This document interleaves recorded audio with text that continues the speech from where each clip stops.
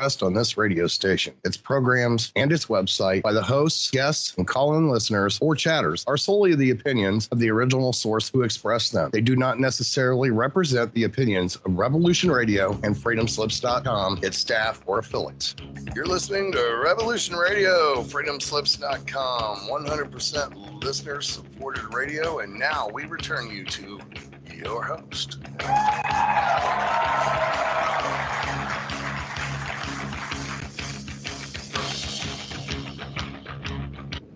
You gotta love that bumper. Ladies and gentlemen, welcome again to another episode of Cosmic Catastrophe on Revolution Radio, freedomslips.com. I am your host, Diamond, from the Oppenheimer Ranch Project, Magnetic Reversal News, and several other YouTube channels.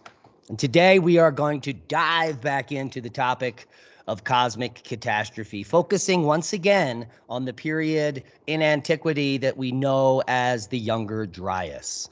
Now, the Younger Dryas is a specific time frame from 12,900 years ago to 11,500 years ago, but most people referring to the last mass extinction or the last reworking or destruction of a previous advanced civilization hone in on the Younger Dryas period that I just referred to. Now, it is our supposition here, due to our research, that this is a longer event, beginning 17,500 years ago and ending at 11,500. So that would be a 6,000-year event.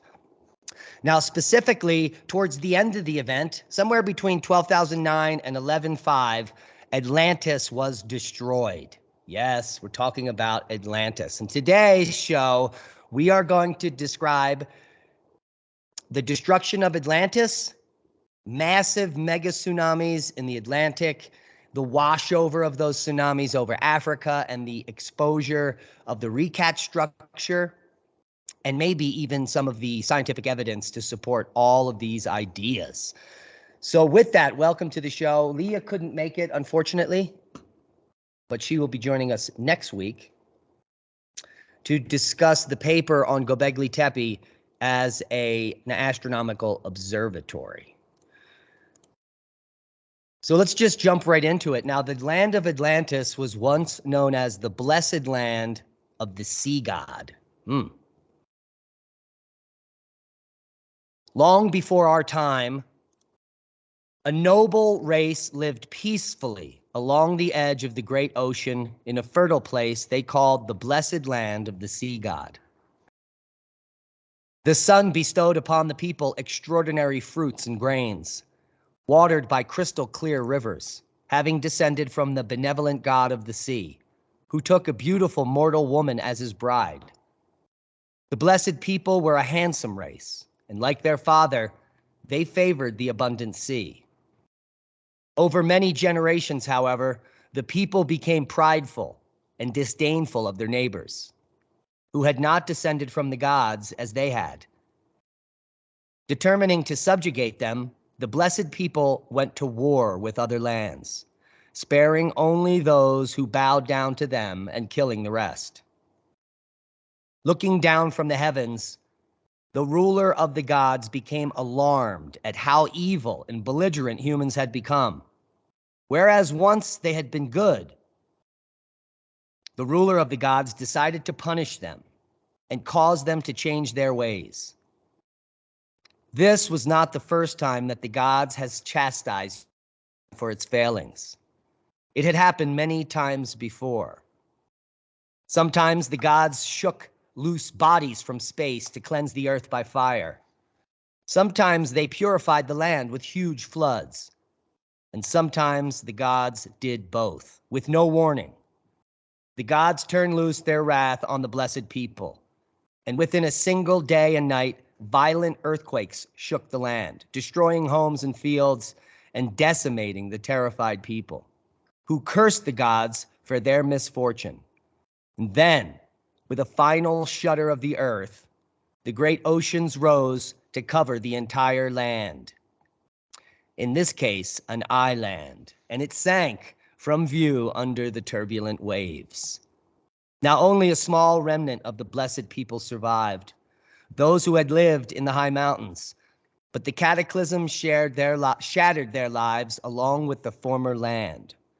For generations, the survivors struggled to meet their simplest needs, until after a while, most forgot about the blessed land of their ancestors. And even today, we know little of that abundant land, and we have forgotten that it perished because of its pride and evil ways. This was retold from Plato. Now, a couple of things we want to glean from this is if this is a historical account, that in the very end moments of what might have been Atlantis, which you're looking at, there was a final blow. And I quote, "Then, with a final shudder of the earth, the great ocean rose to cover the entire island, and it sank from view under the turbulent waves." Now, this sounds like something impacting the earth in a big way. With a final shudder of the earth, boom, and then come the tsunamis. So you have cause and effect here. And then it also says, and remember these points, that the survivors were on the highest mountains. So if the entire continent of Atlantis sank, what this reading reveals to us is that the very tops of the mountains made it. They did not sink, and the people were able to survive that were on those places. So that's kind of interesting. Now, we all recognize that story. I don't know if you've heard that exact account, but the descriptions in the story come directly from Plato's dialogues, Critias and Timaeus, or Timaeus. The legend of Atlantis fits very well with the known facts about the younger Dryas event. Earthquakes, tsunami waves, rising sea levels, which destroyed a large island culture and all the people on it. Now, Plato claimed to have taken some of the information for his writings from existing ancient Egyptian documents from around 11,600 years ago, not long after the event, about an actual island. Now, today, it's unclear just how much Plato embellished any facts, but like most writers, or good writers, you're going to embellish a little. But you do it in order to make the points of your dialogue. After all, Plato was a teacher. Now, apparently Aristotle, one of his disciples, thought Plato invented the part about the Egyptian papyrus describing Atlantis. He claimed that Plato, wanting to create a compelling teaching story, had made Atlantis sink beneath the waves all on his own, as a way of illustrating the evils of some governments. There's no way to be sure of the true source of Plato's story, although Crantor, a Greek commentator on the works of Plato, later claimed to have journeyed to Egypt, where he saw ancient writings that confirmed the story of Atlantis. Now, in a related story from the Caribbean, Cuban geologist Manuel Iturralde told a National Geographic interviewer in May of 2002 that the oral stories of the Maya and the native Yucatecos tribe describe a large island similar to Atlantis. And according to them, the island vanished beneath the waves along with most of their ancestors. The stories place the island on the sunken continental shelf among the islands of the Caribbean. So, no one has ever uncovered indisputable scientific evidence for a civilization such as Plato described, but one day we will. And I think it's undeniable that there were many people living in groups and villages along the ocean coast 13,000 years ago, millions of people, when this event happened. So let's see what happened to them. And let's see if there's any evidence for the event that can provide a striking and compelling view of what the inhabitants around the Atlantic Ocean would have gone through. Let's begin deep under the Atlantic, whose names may have been derived from Atlantis.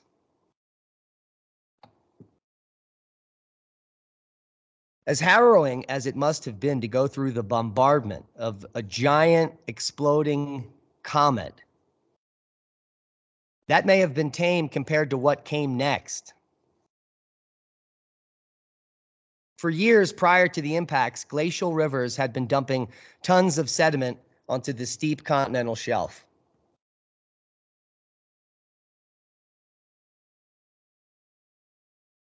And this continental shelf of all the world's continents was being inundated by sediments because of the runoff. And this makes the underwater cliffs at the edge of the continental margin or shelf unstable, quite unstable.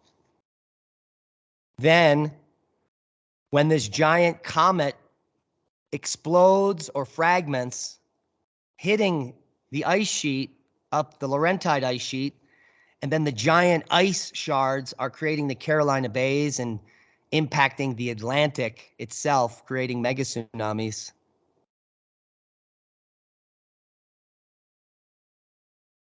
What would it do to the continental shelves?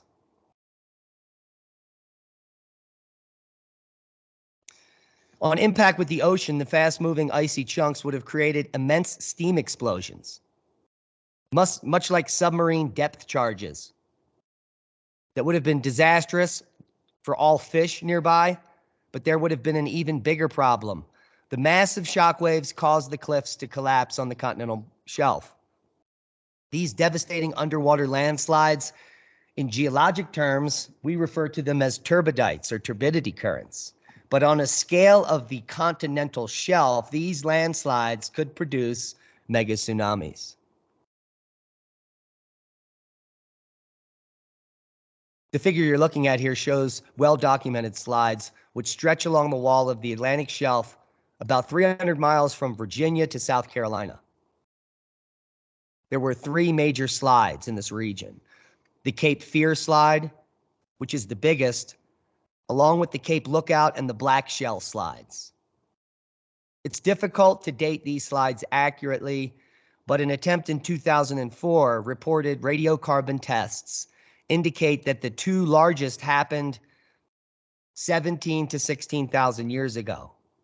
Although, based on data, they may have occurred as recently as 12,000 years ago, putting them exactly in the entire range of this catastrophe, which we'll call the Oppenheimer Ranch catastrophe, 17,000 to 11,500.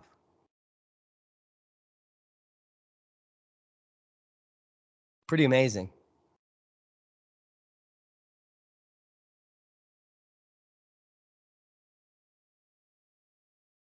The 3 slides along the Carolinas were not the only ones, according to the author Maslin from the 2004 paper. Maslin describes 19 extensively studied megaslides that occurred between 40 and 9,000 years ago. Amazingly, 13 of the 19 slides, including 3 of the 4 largest ones, occurred in the small event window of our event, 16 to 12,000 years ago. So what that means in general is these slides happen a lot, but the majority of them happened during the Younger Dryas catastrophe.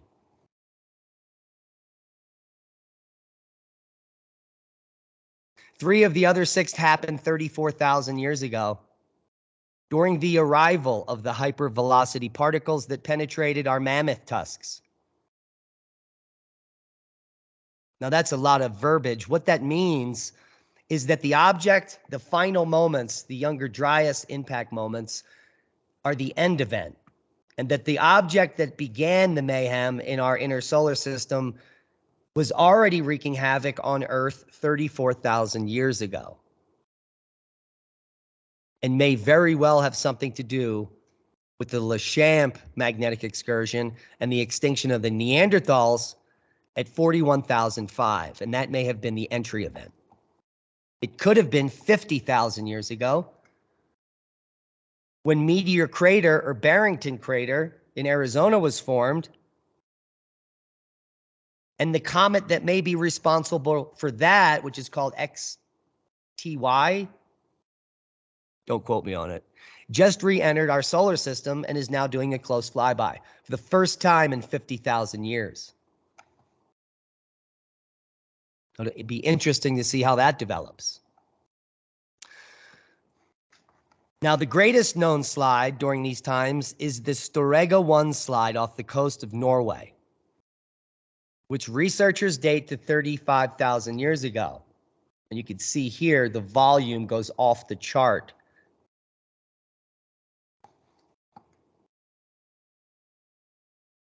This slide is grouped with two other large older slides, all three of which may have occurred at the time of the first shock wave 32 to 34,000 years ago. Now, the unique thing about all these cosmogenic encounters is that there are magnetic field excursions at the time. So when we've been wondering why the magnetic field excursions occur at what seemingly regular periods, they're not as regular as we thought. And they may be occurring because large bodies enter the inner solar system, and then they affect the magnetic field between the Earth and the Sun. Pretty amazing. So researchers link to the force of the shock wave as what's occurring here. So the force of the shock wave perturbs the magnetic field of Earth, and therefore it is reasonable to conclude that the shock wave could have also triggered underwater landslides. And that monster slide at Storegga, the largest slide during this time period in Norway, released 935 cubic miles of sediment. Let me repeat that. 935 cubic miles of sediment. That would be enough to bury the entire nation of Norway under 35 feet of mud. That's one heck of a mud flood. That's 10 meters deep, by the way. There's one important note. Dating constraints for the slides are very poor because the massive movements of debris obscures the actual dates. Many of the date range uncertainties are thousands of years, but we can put them all within a 5,000-year window, and that's good news.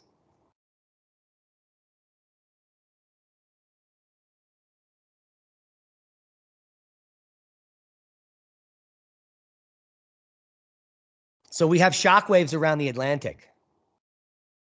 And we do have a graphic of 8 main slides and mega tsunamis in their direction. Pretty interesting. We're looking at the location of all 8 main slides in the Atlantic Basin. The 3 we just discussed were off the Carolinas at the number 1 position. Because they were nearest the impacts, when they did, a huge volume of material moved down the underwater cliffs nearly as fast as the fastest speedboats, setting off mega tsunamis. These giant tidal waves rushed all the way across the Atlantic at nearly 400 miles per hour and smashed into Africa and Europe, triggering 3 slides there at the number 2 position.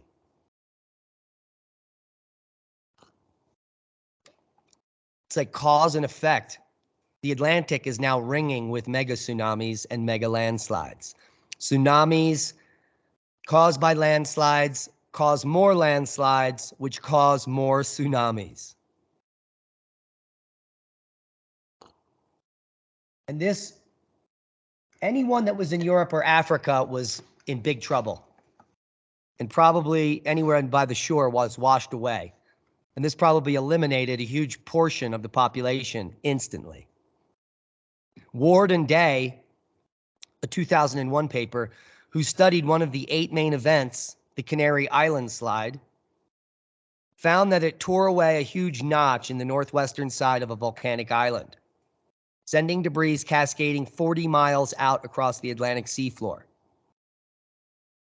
The two scientists estimated that the immediate after collapse down in the underwater slope, the slides generated mega waves that were a staggering 3,000 feet high, more than twice the height of the world's tallest building, approaching a mile. Initially racing across the Atlantic at jet speed, the waves headed for North and South America. Along the way, the waves lost energy and became much smaller, but according to Ward and Day's calculations, by the time they reached North American coast, they were still about 33 feet high. And the one that approached South America was more than 80 feet from trough to crest. And when these giant waves hit the shallow, exposed shelves of the continents, they may have tripled in height in a process called run-up. In North America, that means the deadly waves ran up on coast at 100 feet high, crashing across the lowlands of the Atlantic. If you know anything about the elevation of Florida, this wave would have completely washed over the entire state. The worst part is that in nearly all cases, no one could have seen them coming. They would have just suddenly risen up from the ocean and smashed into the shoreline, killing everyone and obliterating everything in their path, any evidence of civilization. So any limited evidence from a lost civilization prior to the Younger Dryas event would not only be obliterated, but it would also be under 300 to 400 feet of water at this point. Very difficult to do archaeology there.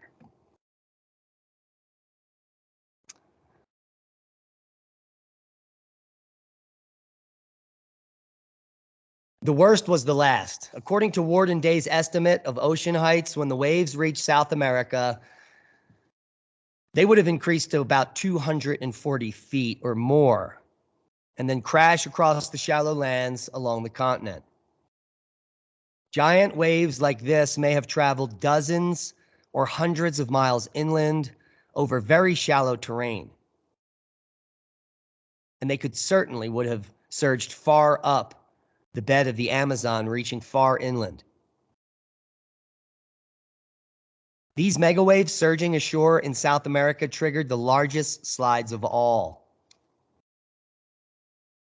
which you can see here at number 3.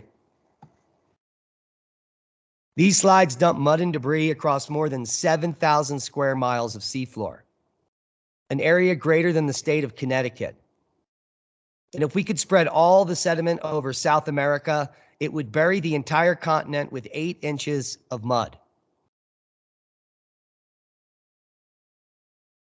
The tsunamis generated by the Amazon slides may have been the most massive of all in this sequence. And they returned to roll across the coastlines of Europe, Africa, North America for the 3rd time in less than 24 hours. Any one of these tsunamis would have been bad enough. But those continents suffered from 3 successive onslaughts of monster waves, with the final one being the death blow. And the wave heights we just described may have been doubled or tripled in these final fantastic mega tsunamis. And even after all those slides had occurred and sent tsunamis racing across the Atlantic, it was not over. Tsunamis are not one-way waves.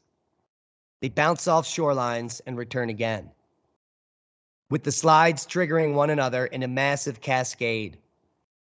Mega waves roared back and forth across the Atlantic for a full day, and maybe longer. The evidence suggests that the mega tsunamis inundated and devastated vast areas of the now underwater continental coastlines. And the total area of destruction may have equaled more than the entire area of North America. Now, what would that have done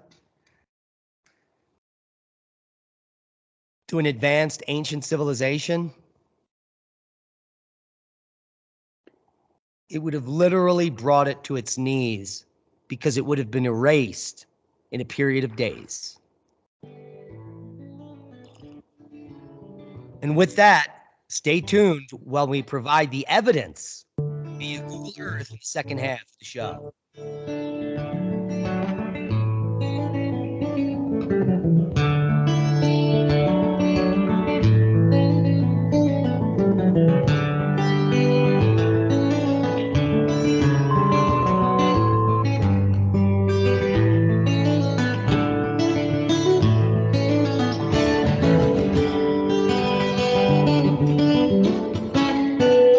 Listening to Revolution Radio at freedomslips.com. And we'll be right back after this message.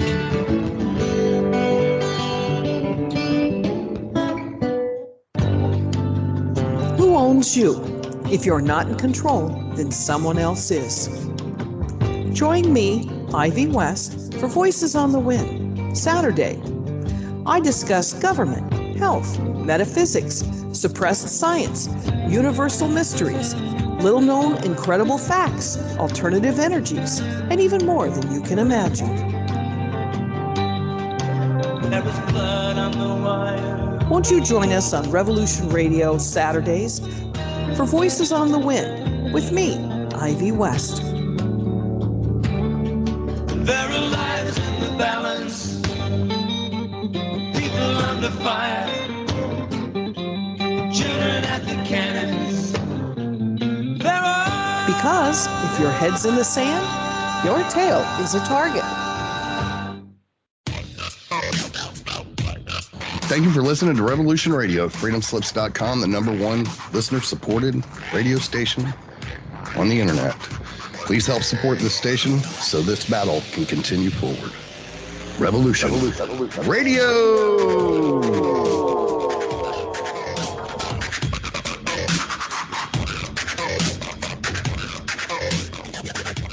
There have been imaginative science fiction writers for generations. Be evasive. But that doesn't mean that they're telling the truth as opposed to fiction. I'm aware of some archaeologists that have uncovered large bones indicating giants in Virginia. Genesis chapter 6, verse 4, there were giants in the earth in those days, and also after that, when the sons of God came unto the daughters of men, indicating that there were giants before the Nephilim. And sons of God, plural. They weren't talking about Jesus coming down and No, that's right. Yeah. Uh-huh. I'm Steve Crawford. Join me every Thursday night in Studio A at 6 p.m. Eastern for Factor Theory Live. Find us on www.revolution.radio. Great guests and great stories. What do you believe?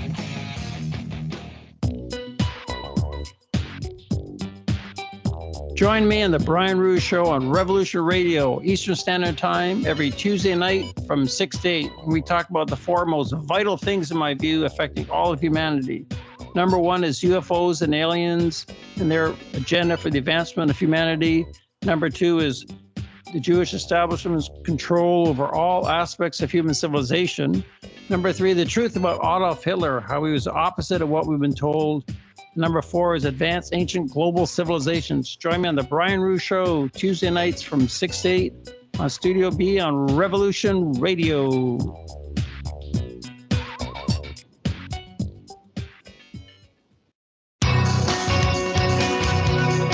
Thank you for listening to Revolution Radio at freedomslips.com. Any commercial advertising you may hear in this program is of the sole discretion and benefit of the host of whose program you are listening to. Revolution Radio does not endorse any commercial products, nor does it accept monetary compensation for on-air advertising of commercial products, nor will it ever. We are and shall remain 100% listener supported. Any product advertising on this program are considered used at higher risk, and Revolution Radio shall not be held liable for any claims or damages received from any product advertised within this program. Revolution Radio, where information never sleeps.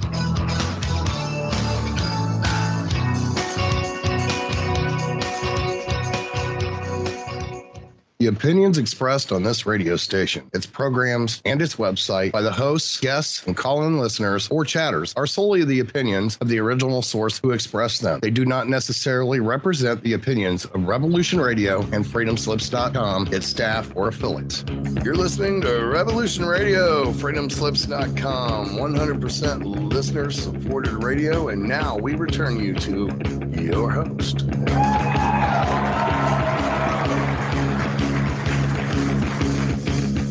Ladies and gentlemen, welcome back to the second half of Cosmic Catastrophe, where we've been discussing what we've been discussing for weeks, the Younger Dryas event, the subsequent destruction of an ancient civilization. And in this case, we're honing in on some of the mythology associated with Atlantis. Now, we went over some of, I think, chapter 33 in this book, The Cycle of Cosmic Catastrophe, which we're going to link you the full PDF below if you watch the video on Magnetic Reversal News over on YouTube. So there is ample evidence that these landslides occurred in the time frame that we're talking about. And let's go back to some screen sharing. So we've got these mega tsunamis that first begin here on the Carolina coast. And this is because the major, whatever the comet or object that came in was that broke up, big pieces hit the Laurentide ice sheet up here by the Great Lakes, sending these ice projectiles out in an arc here, which you would get from an impact and a trajectory at an angle. Now, not all of these hit land. They did in the Carolinas and down through Georgia, but some of them hit the ocean and some of them hit the continental shelf here, triggering those landslides directly offshore from where most of the Carolina bays are focused. So, and there's ample evidence for the slides because we can physically see them on Google Earth if you come off the coast, and they've been studied quite extensively. You could see this slide out here and many others like it. The question is there any evidence for the destruction that's caused by these tsunamis triggered by these slides? Not only are the tsunamis going to be triggered by the slides, but there's also going to be huge ice chunks hitting the water here. If some of them are a mile wide, they're going to create huge waves, catastrophic waves that are going to literally wash the shoreline off here, which it almost appears to have done in Assateague and Chickateague.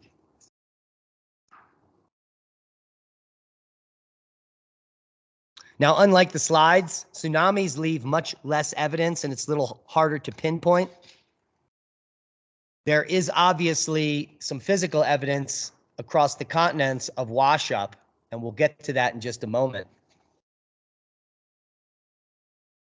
So most of the tsunami evidence is now deep under the ocean, like we said, 300-400 feet deep. The reason for this is that sea level has risen more than 400 feet since the event. But even the largest of the waves that hit land were probably a little less than 400 feet. So the waves couldn't have reached any land that is now above sea level, although they would have devastated all the areas below it. But even so, there is evidence from cores along the coastal shelf of North America, as discovered by Fulthorpe and Austin in 2004 off of Long Island in New York, along the now submerged Hudson River drainage, which, as you can see from this map, was being obliterated by ice bolides during the Carolina Bays emplacement. This team found thick deposits along the shelf that they think may represent flood deposits, although they accept that a tsunami could have also caused them. They date the deposits to the end of the Ice Age between 16 and 12,000 years ago. The large blocks that were ripped out of the existing sediment are so large that the authors conclude that only an extremely great water flow, such as a tsunami, could have moved them. Puzzled by what they found, they went on to conclude that it could have been caused by a second tsunami following the first within a very short period of time. What are the odds of finding evidence like this?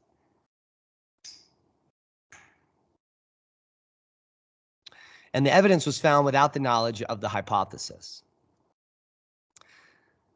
Now, the conclusion is that that's exactly what happened, as the tsunamis rebounded around the Atlantic like we just proposed. And then there's extensive reef damage that Fairbanks found in Barbados. The date range of that reef damage perfectly matches the date range for the tsunamis, suggesting that those megawaves were responsible for damaging or destroying all the reefs in that study.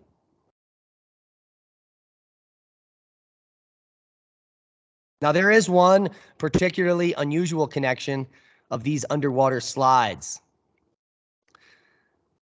during the Carolina Bay's impacts. And they include the area where the Cape Fear slide took place. And that slide is located, coincidentally, over the largest underwater deposit on the eastern seaboard of methane, a potent greenhouse gas that is highly flammable. Underwater, the gas exists in a frozen form that is known as a gas hydrate or clathrate. And when sea plants and animals die, they sink down thousands of feet to the ocean bottom, where over time sediments bury them. When they decompose, they release methane gas, which freezes due to the extreme pressures and low temperatures at depth.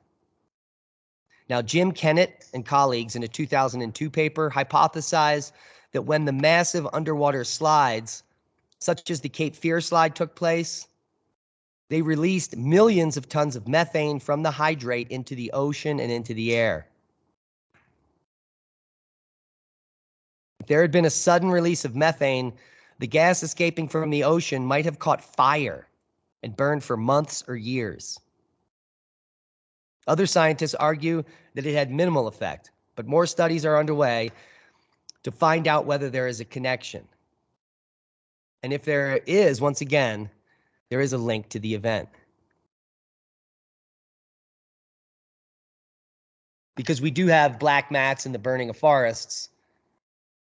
If in fact the entire ocean is on fire out here, anything left flammable on shore may have lit on fire.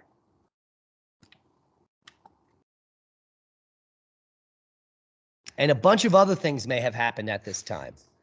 As far as climate is concerned, when the bolide hit the ice sheet up here, it could have drained massive amounts of fresh water into the northern oceans up here. Fresh water could have flowed into Hudson Bay and the Labrador Sea. This could have flown out here and shut down any existing overturning circulation in the ocean,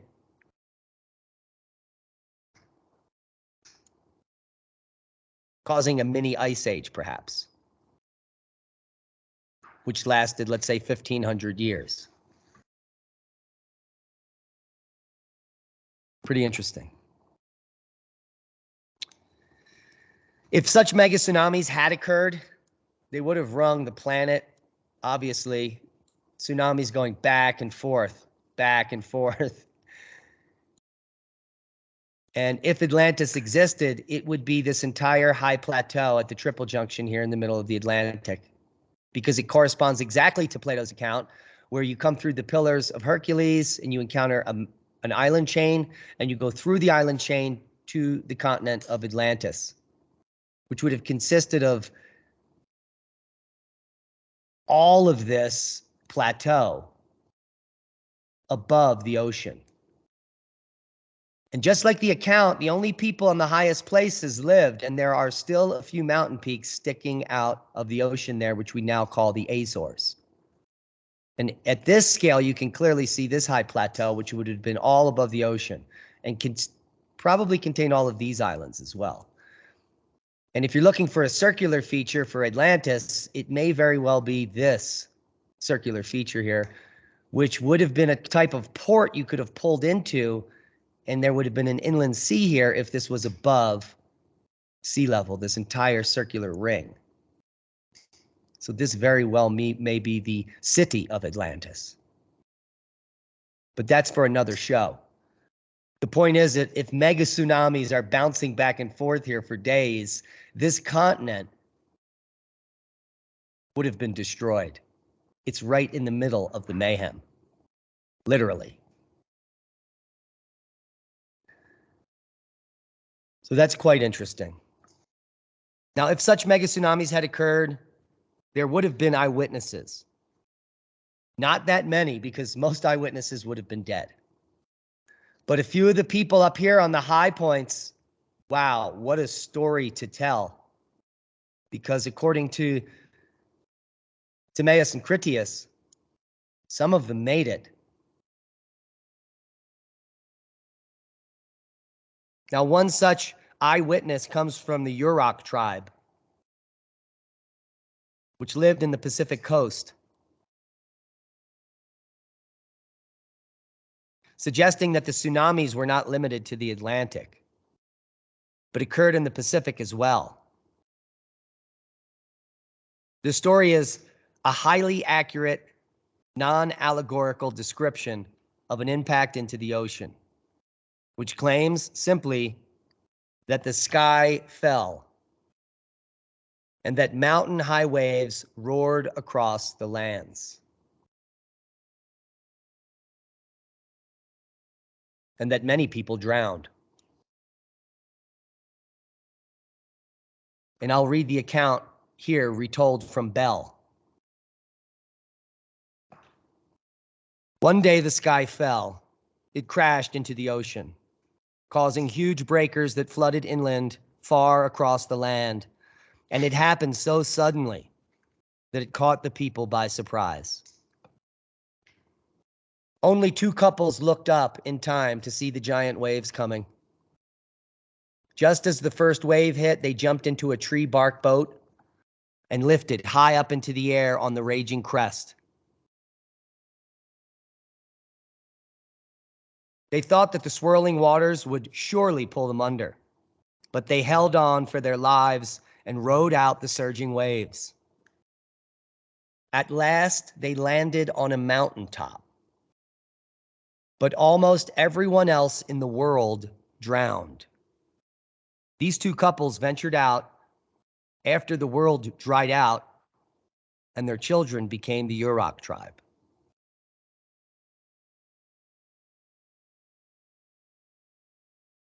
That sounds like a mini version of the Noah account.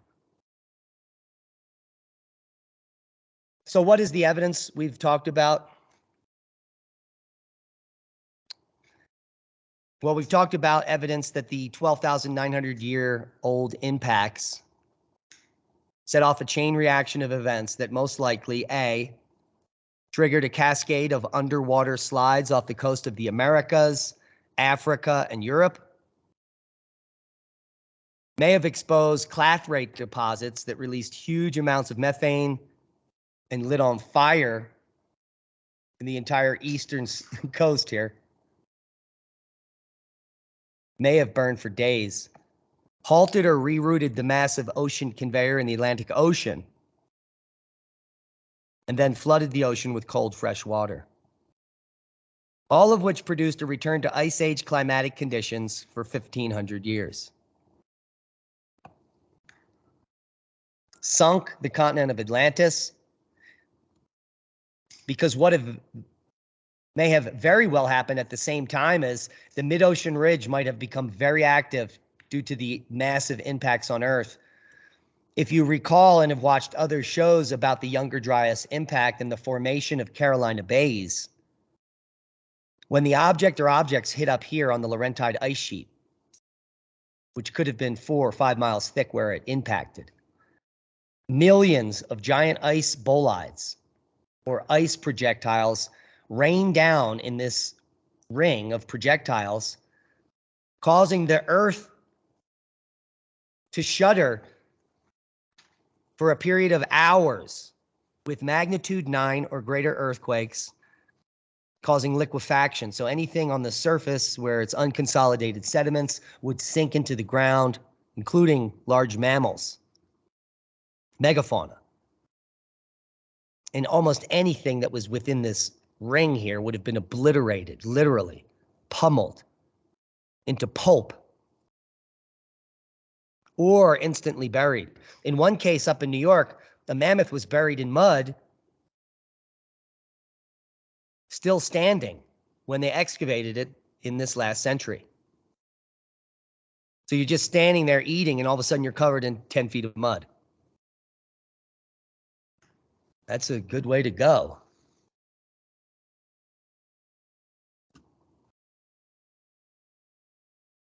But this is probably just one of the major impactors over a period of time.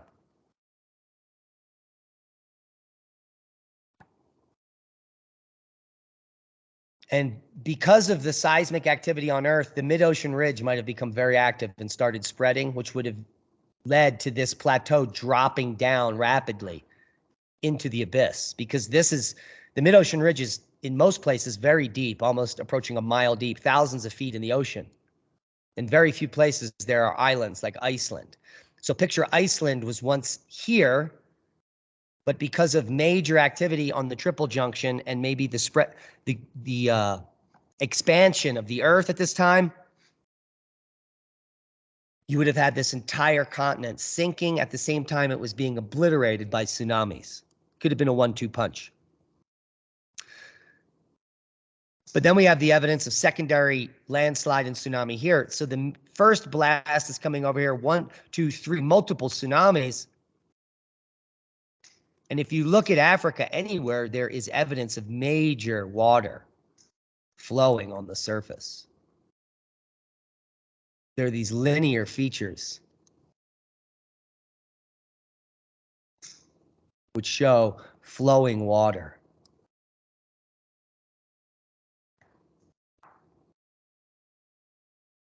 And in fact, looks like the entire continent was once washed over by major water flows. Look at this. Look at this major flooding channel, miles wide. Let's just measure this channel.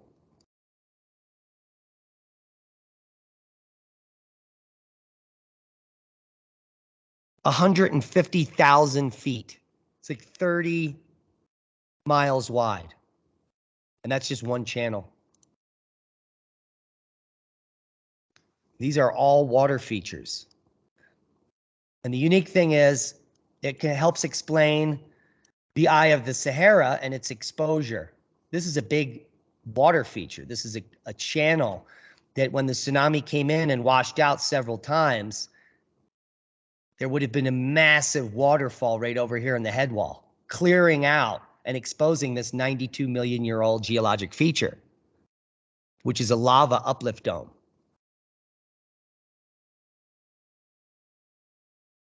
Simply a pimple on the earth that got weathered and now looks like the skin of an onion. But at the core is a volcanic pluton that was swelling and caused the earth to swell, creating this pimple-like feature. But it was exposed during these tsunamis. You could see the massive flood channel here. We could get a width on that baby.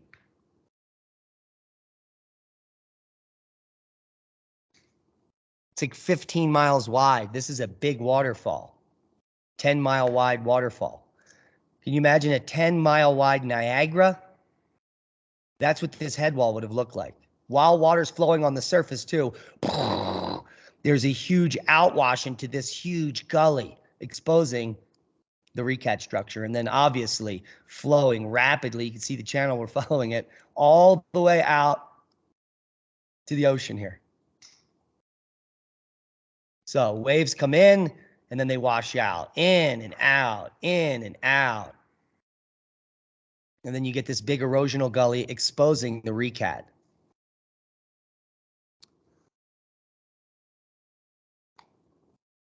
And there is evidence that these tsunamis washed completely across the continent. And then if you start looking around in this area, these tsunamis were global. There's evidence of massive flooding in areas where there was no ice. that could correspond exactly to this time. Now, what else is happening here? I lost control of the planet. What else is happening here? Well, not only is the climate shifting and the conveyor belts in the oceans shutting down, and the methane release due to the landslides, but you've got the volume of all the ice sheet now laying across the continent or plugging these Carolina Bay holes. Huge amounts of moisture is now spread around the globe, some of it vaporized.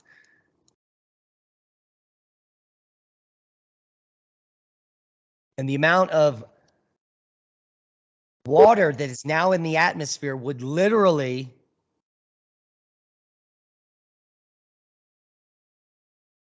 create so much cloud cover that it would accentuate the cooling. You have instant cooling at this time. During this event, temperature drops about 10 degrees C, and that is a low estimate overnight, and stays that way for 1,500 years. So anyone that survived would be living a nightmare for generations to come.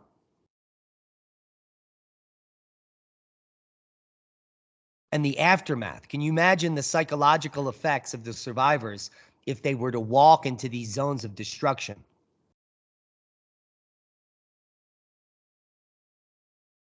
The region of the Carolina Bays must have looked like the moon after the event. Steaming. With no life because it was all pulverized.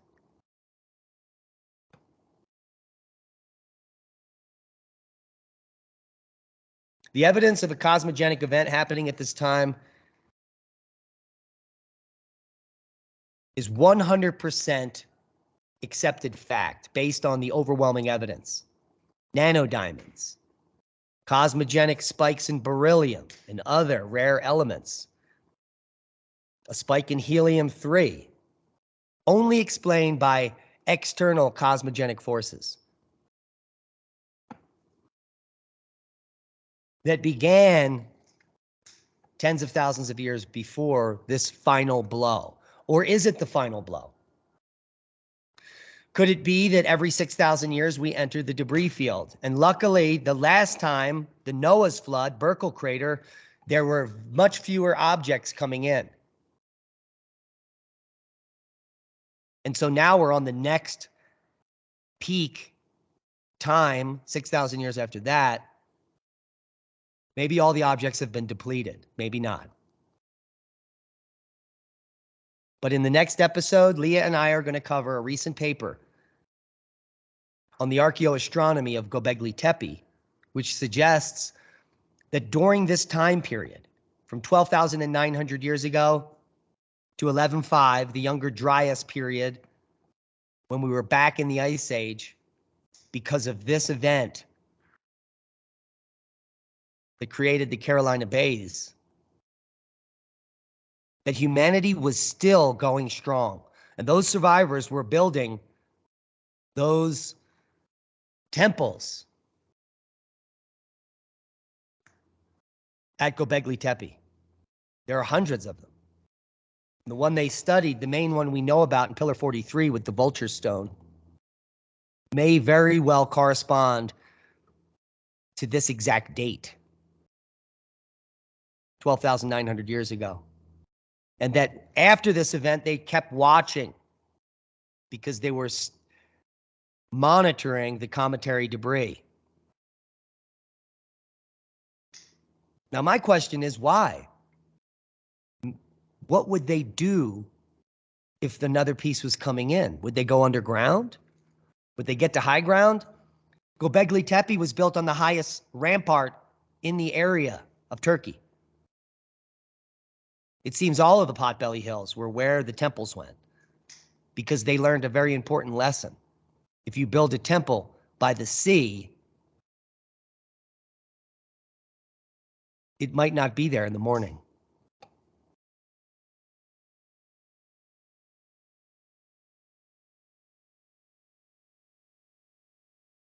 There's evidence that most of the Northern Hemisphere may have burned. So this is a transitory event in humanity unlike any we've seen in recent memory. It should be taught in all schools as part of our legacy as humanity on Earth, but very few people are aware of it. That just 12,900 years ago, an event so significant occurred. That 65% of all megafauna died, and an ancient civilization was reset in an instant. Thanks for listening, guys. Join us next week. Be safe. We love you.